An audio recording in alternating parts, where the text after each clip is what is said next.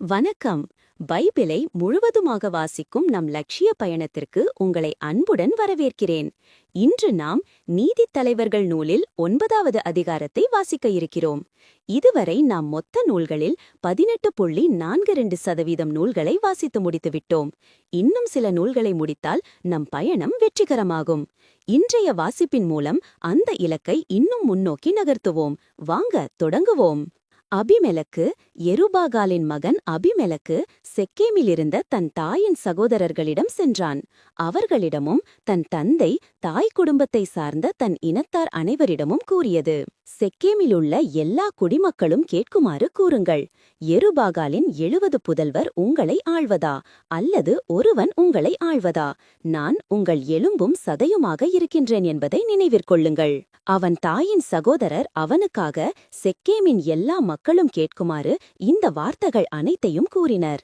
அவர்களது இதயம் அபிமெலக்கின் பக்கம் திரும்பியது. ஏனெனில் அவர்கள் அவன் நம் சகோதரன் என்றனர். பாகால் பெரித்தின் கோவிலிலிருந்து அவனுக்கு 70 வெள்ளிக்காசுகள் கொடுத்தனர். அபிமெலக்கு அவற்றைக் கொண்டு வீணரும் முரடருமான ஆள்களை கூலிக்கு அமர்த்திக் கொண்டான். அவர்களும் அவனோடு சேர்ந்து கொண்டனர். ஒபிராவிலிருந்த தன் தந்தை வீட்டுக்கு வந்து யெருபாகாலின் மக்களும் தன் சகோதரர்களுமாகிய 70 பேரை ஒரே கல் மீது வைத்துக் கொன்றான்.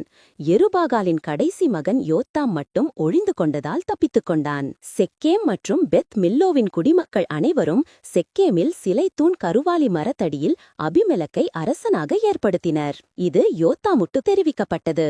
அவர் கெரிசிம் மலைக்கு ஏறிச் சென்று அதன் உச்சியில் நின்று கொண்டு உரத்த குரலில் கூப்பிட்டு கூறியது: செக்கேமின் மக்களே, எனக்கு செவிசாயுங்கள். கடவுள் உங்களுக்கு செவி கொடுப்பார். மரங்கள் தங்களுக்கு ஓர் அரசனை திருப்பொழிவு செய்ய புறப்பட்டன. அவை ஒலிவ மரத்திடம், எங்களை அரசாளும் என்று கூறின. ஒலிவ மரம் அவற்றிடம், எனது எண்ணெயால் தெய்வங்களும் மானிடரும் மதிப்பு பெறுகின்றனர். அப்படியிருக்க அதை உற்பத்தி செய்வதை நான் விட்டுக் கொடுத்து மரங்களுக்கு மேல் அசைந்தாட வருவேனா என்றது. மரங்கள் அத்திமரத்திடம், வாரும், எங்களை அரசாளும் என்றன. அத்திமரம் அவற்றிடம், எனது இனிமையையும் நல்ல பழத்தையும் விட்டுவிட்டு மரங்கள் மீது அசைந்தாட வருவேனா என்றது. மரங்கள் திராட்சை கொடியிடம், வாரும், எங்களை அரசாளும் என்றன. திராட்சை கொடி அவற்றிடம், தெய்வங்களையும் மானிடரையும் மகிழ்விக்கும் எனது திராட்சை ரசத்தை விட்டுவிட்டு மரங்கள் மேல் அசைந்தாட வருவேனா என்றது. மரங்கள் எல்லாம் முட்புதரிடம், வாரும், எங்களை அரசாளும் என்றன. முட்புதர் மரங்களிடம், உண்மையில் உங்கள் மீது ஆட்சி செய்ய நீங்கள் என்னை திருப்பொழிவு செய்தால் வாருங்கள், என் நிழலில் அடைக்கலம் புகுங்கள். இல்லையேல் முட்புதரான என்னிடமிருந்து நெருப்பு கிளர்ந்திருந்து லெபனோனின் கேதுரு மரங்களை அழித்துவிடும் என்றது. இப்பொழுது நீங்கள் அபிமெலக்கை அரசனாக்கியிருக்கிறீர்களே, உண்மையுடனும் நேர்மையுடனுமா இதை செய்தீர்கள்? நீங்கள் யெருபாகாலுக்கும் அவர் குடும்பத்திற்கும் நல்லதா செய்தீர்களா? அவரது செயலுக்கேற்பவா நீங்கள் அவருக்கு கைமாறு செய்தீர்களா? என் தந்தை உங்களுக்காக போரிட்டார், தம் உயிரை பணயம் வைத்தார், உங்களை மிதியானியர் கையிலிருந்து விடுவித்தார். இன்று நீங்கள் என் தந்தையின் குடும்பத்திற்கு எதிராக எழுந்து அவருடைய புதல்வர் 70 பேரை ஒரே கல்லின் கீழ் வைத்துக் கொன்றீர்கள். அவருடைய வேலைக்காரியின் மகன் அபிமெலக்கை செக்கேமின் குடிமக்களுக்கு அரசனாக்கினீர்கள். இதை உண்மையுடனும் நேர்மையுடனும் யெருபாகாலுக்கும் அவர் குடும்பத்திற்கும் இந்நாளில் செய்திருந்தால் நீங்கள் அபிமெலக்கை குறித்து மகிழ்ச்சி அடையுங்கள், அவனும் உங்களை குறித்து மகிழ்ச்சி அடைவான். இல்லையேல் அபிமெலக்கிடமிருந்து நெருப்பு கிளர்ந்தெழுந்து செக்கேம் மற்றும் பெத் மில்லோவின் குடிமக்களை எரித்தளிக்கட்டும். செக்கேம் மற்றும் பெத் மில்லோவின் குடிமக்களிடமிருந்து நெருப்பு கிளர்ந்தெழுந்து அபிமெலக்கை எரித்தளிக்கட்டும் என்றார். பின்னர் யோத்தாம் தம் சகோதரன் அபிமெலக்கிற்கு அஞ்சி பேயருக்கு தப்பி ஓடிச் சென்று அங்கே வாழ்ந்து வந்தான். அபிமெலக்கு இஸ்ரேல் மக்கள் மீது 3 ஆண்டுகள் ஆட்சி செய்தான். கடவுள் அபிமெலக்கிற்கும் செக்கேம் குடிமக்களுக்கும் இடையே கடும் பகையை மூட்ட அவர்கள் அவனுக்கு நம்பிக்கை துரோகம் செய்தனர். யெருபாகாலின் 70 புதல்வர்களது இரத்தத்தை வன்முறையில் சிந்திய அபிமெலக்கின் மீதும் அவன் அவர்களை கொல்ல துணை நின்ற செக்கேமின் குடிமக்கள் மீதும் அத்தீமை திரும்பி விழமாறு இவ்வாறு நடந்தது.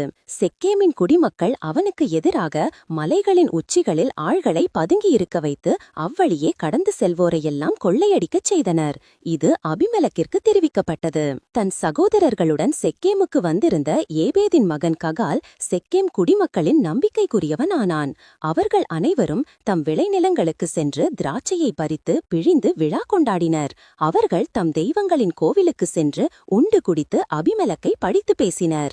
ஏபேதின் மகன் ககால், அபிமெலக்கு என்பவன் யார்? செக்கேமின் மக்கள் யார்? நாம் ஏன் அவனுக்கு அடிபணிய வேண்டும்? எருபாகாலின் மகனும் செபூல் என்ற அவனுடைய அதிகாரியும் செக்கேமின் தந்தையாகிய ஆமோரின் ஆள்களுக்கு அடிபணிந்திருந்தார்களே. அப்படி இருக்க நாம் ஏன் அவனுக்கு அடிபணிய வேண்டும்? இம்மக்களை யார் என் கையில் ஒப்படைப்பார்? அப்பொழுது நான் அபிமெலக்கை ஒழித்து விடுவேன். நான் அபிமெலக்கிடம் உன் படையை திரட்டிக் கொண்டு புறப்பட்டு வா என்று கூறுவேன் என்றான். நகரின் அதிகாரி செபூல் ஏபேதின் மகன் ககாலின் வார்த்தைகளை கேட்டு சினமுற்றான். அவன் அபிமெலக்கிற்கு மறைவாக தூதரை அனுப்பி தெரிவித்தது, இதோ ஏபேதின் மகன் ககாலும் அவன் சகோதரர்களும் செக்கேமுக்கு வந்துள்ளனர். அவர்கள் உனக்கு எதிராக நகரை தூண்டிவிடுகின்றனர். இப்பொழுது இரவோடு இரவாக எழுந்து நீயும் உன்னோடு இருக்கும் மக்களும் விளைநிலங்களில் பதுங்கியிருங்கள்.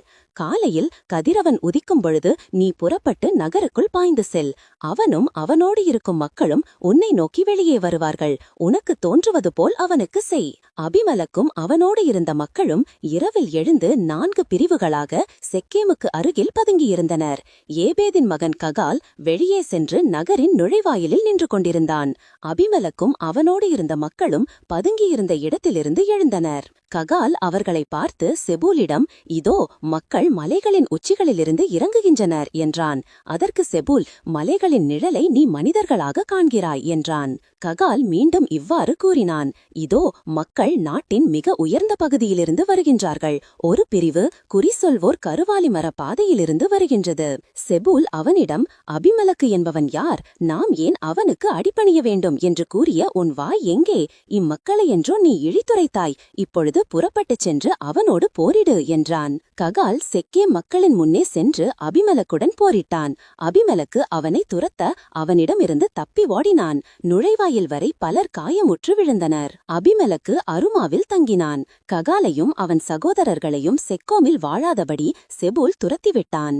மறுநாள் வெளியே விளைநிலத்திற்கு மக்கள் செல்லவிருந்தது அபிமெலக்கிற்கு அறிவிக்கப்பட்டது. அவன் தன் ஆள்களை கூட்டி அவர்களை 3 பிரிவாக பிரித்து விளைநிலங்களில் பதுங்கி பார்த்து கொண்டிருந்தான். இதோ மக்கள் நகரத்திலிருந்து வெளியே வந்தனர். அவன் அவர்கள் மீது பாய்ந்து அவர்களை கொன்றான். அபிமெலக்கும் அவனோடு இருந்த பிரிவும் விரைந்து சென்று நகரின் நுழைவாயிலில் நின்று கொண்டனர். மற்ற 2 பிரிவுகள் விளைநிலங்களிலிருந்த அனைவரும் மீதும் பாய்ந்து அவர்களை கொன்றனர். அபிமெலக்கு அந்நாள் முழுதும் நகருக்கு எதிராக போரிட்டான். நகரை கைப்பற்றினான். அதனுள்ளிருந்த மக்களை கொன்றான். நகரை தரைமட்டமாக்கி அதில் உப்பை விதைத்தான். செக்கேமின் கோட்டை வாழ் மக்கள் அனைவரும் இதை கேள்வியுற்று ஏழ்பருத்திக் கோவிலுன் அரணுக்குள் அடைக்கலம் புகுந்தனர். செக்கேமின் கோட்டை வாழ் மக்கள் அனைவரும் அங்கே கூடியிருந்தது அபிமெலக்கிற்கு தெரிவிக்கப்பட்டது. அபிமெலக்கும் அவனோடு இருந்த ஆள்கள் அனைவரும் சால்மோன் மலைக்கு ஏறிச் சென்றனர். அபிமெலக்கு கோடரியை தன் கையில் எடுத்து மரங்களின் கிளைகளை வெட்டி தன் தோளில் தூக்கி வைத்துக் கொண்டான். அவன் தன்னோடு இருந்தவர்களிடம், நான் செய்வதை கண்டீர்கள், விரைந்து அவ்வாறே செய்யுங்கள் என்றான். அவர்களுள் ஒவ்வொருவனும் கிளையை வெட்டினான். அவர்கள் அபிமெலக்கின் பின் சென்று மதிலோடு சேர்த்து அடுக்கி அதற்கு தீ வைத்தனர். செக்கேமின் கோட்டை வாழ் மக்கள் ஆணும் பெண்ணுமாக 1000 பேர் இறந்தனர். அபிமெலக்கு தெபேசுக்குச் சென்று அந்நகரை முற்றுகையிட்டு கைப்பற்றினான். நகரின் நடுவே உறுதியான மலைக்கோட்டை ஒன்று இருந்தது. ஆண்கள் பெண்கள் ஆகிய நகர குடிமக்கள் அனைவரும் மலைக்கோட்டைக்குள் தப்பி ஓடி அதை பூட்டிக் கொண்டு அதன் உச்சிக்குச் சென்றனர். அபிமெலக்கு மலைக்கோட்டையை தாக்க வந்தான். அதன் கதவுக்கு நெருப்பிட அதன் அருகே வந்தான். அப்பொழுது ஒரு பெண் ஓர் அரைக்கும் கல்லை அபிமெலக்கின் தலை மீது போட்டு அவன் மண்டையை பிளந்தாள். உடனே அவன் அவனுடைய படைக்கலம் தாங்கியிருந்த பணியாளனை அழைத்து அவனிடம், உன் வாளை உருவு, ஒரு பெண் அவனை கொன்றாள் என்று என்னை பற்றி சொல்லாதபடி என்னை கொன்றுவிடு என்றான். அந்த பணியாளன் அவனை ஊடுருவ குத்தவே அவனும் மடிந்தான். இஸ்ரேல் மக்கள் அபிமெலக்கு மடிந்ததைக் கண்டனர். ஒவ்வொருவரும் தம் இடத்திற்கு திரும்பினர்.